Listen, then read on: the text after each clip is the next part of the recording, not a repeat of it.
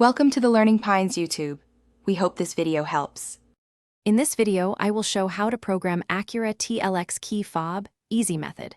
Start inside the vehicle with all doors closed and the ignition off, and keep every key fob nearby. Gather the owner's manual and a working key to verify locks.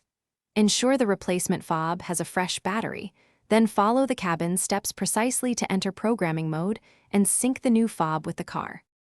Before programming, verify you have the correct fob and a charged car battery.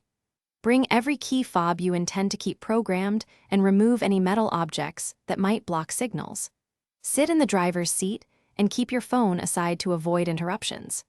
Turn accessories off and be ready to follow timed button presses precisely to avoid restarting the sequence and wasting time. Quick recommendation: if you like staying organized while swapping out key fobs, try leak-proof meal prep containers for your trunk gear and snacks. They save spills and space. If you are finding this video helpful, please subscribe and like so I can make more simple guides.